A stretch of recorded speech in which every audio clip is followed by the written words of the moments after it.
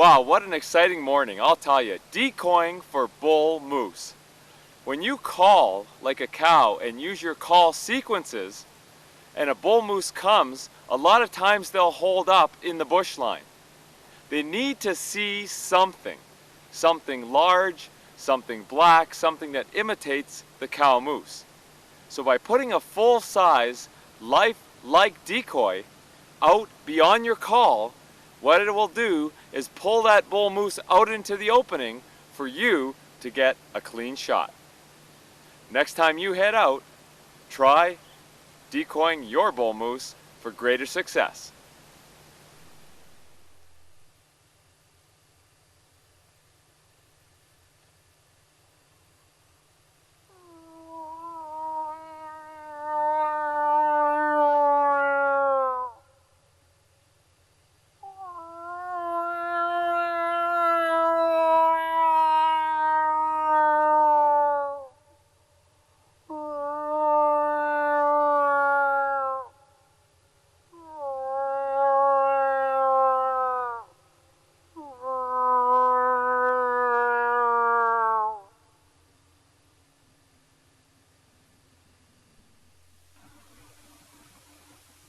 Okay guys, I'm going to walk you through this sequence now. I put my call in, climbed up in the tree stand, got all settled in with the camera, and it wasn't too long before I heard some crashing in the bush and a little bit of grunting from a bull. There he is, just coming out of the bush. Nice prime bull.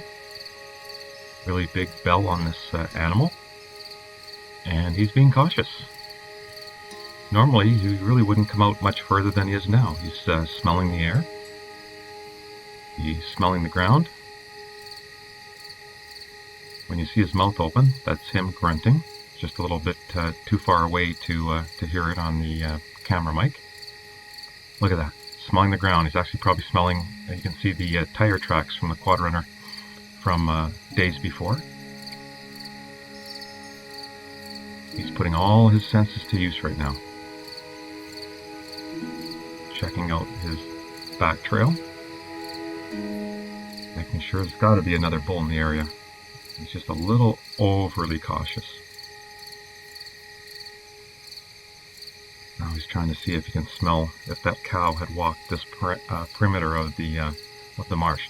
Now there's a picture I took in the same spot of a cow and a calf, which led me to the idea of doing a double decoy setup with a Mel Dutton decoy painted dark brown, and the other one was a full-size cow made out of blue styrofoam this time instead of plywood. So it was a little thicker and ultra lightweight.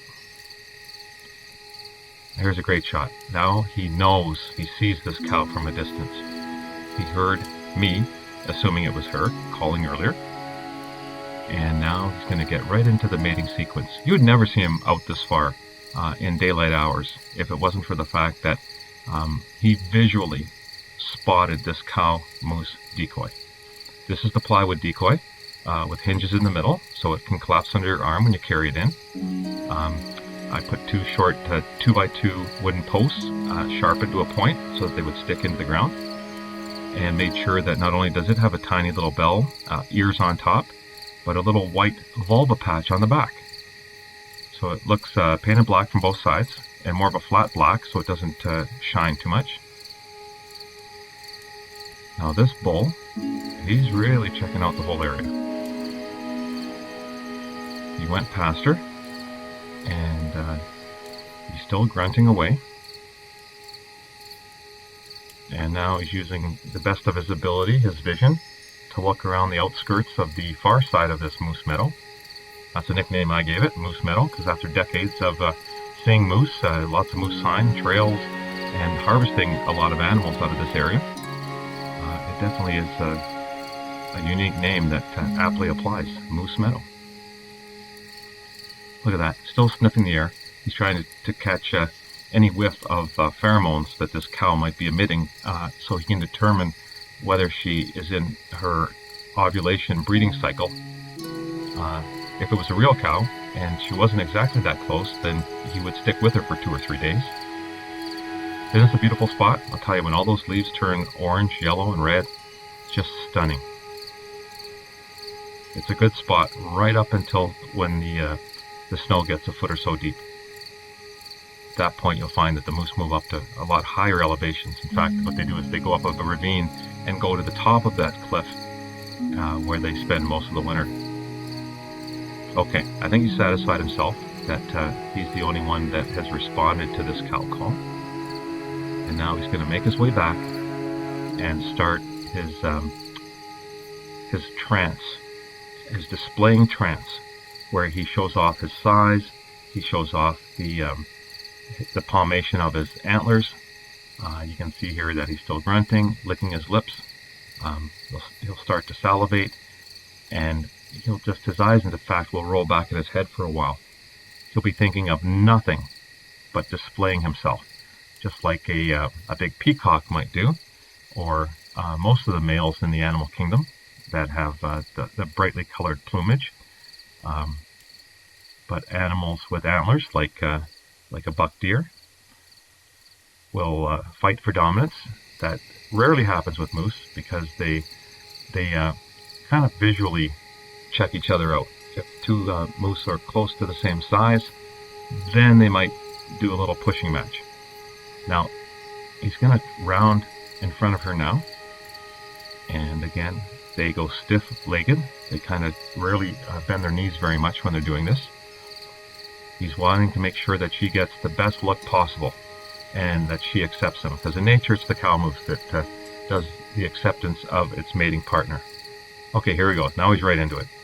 His eyes, when you see the white of their eyes, you know he's right in his trance. He wants to get around in front of her. But the trouble with the plywood decoy, it's only a 1/4 inch thick if you get to the front of it dead on or to the rear of it dead on. So any second here, he's going to notice that he doesn't see her anymore. As soon as he looks back, where'd she go? He thought she took off while he was in a trance, which means danger, and he is off like a racehorse. I've never seen a moose gallop like that. That was amazing. My second decoy was garden fabric over PVC piping. Again, you got to keep it ultralight, right? Especially if you're going to walk in somewhere or you're going to take a boat or a canoe. You want it nice and light. So after another cow call, we have a very young bull responding. There he comes, stepping out from behind that pine tree. And he will be grunting himself.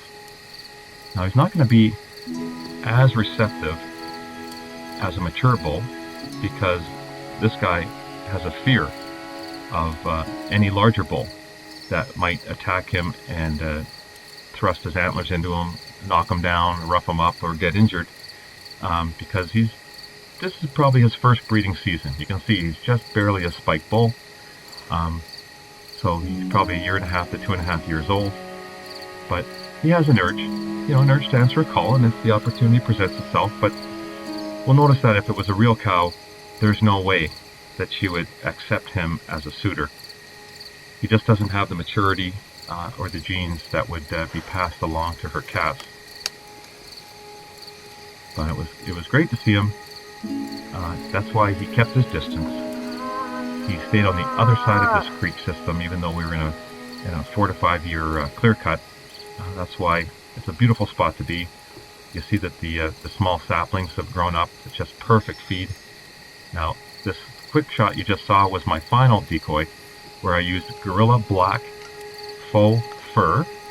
I put some padding inside of it to give it depth. And then I made a papier-mâché head with leather ears, with very large eyes glued on. Those are from a taxidermist that uses them for big lake trout fish. And so now what I got was full size. The hair would blow in the wind, and the head just made it that much more realistic. My final decoy was actually myself.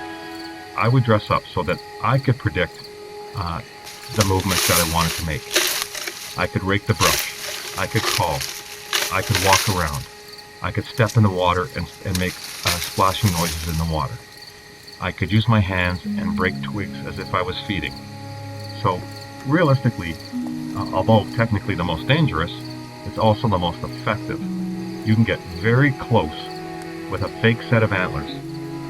You've seen a lot of books and videos of biologists that have a fake paper mache head that they strap to their chest, or they just use a set of antlers, and they get extremely close, knowing that it's very rare that the bull moose will charge. It's more of a sizing match and a bluffing match, really. So, but this moose is still over 100 yards away. He's starting to try and get downwind of our position.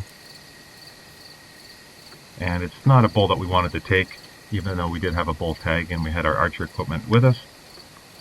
This was just something that we wanted to let this bull get older and mature, and that way in a few years we'll come back and get something in the 40 to 50 inch rack size.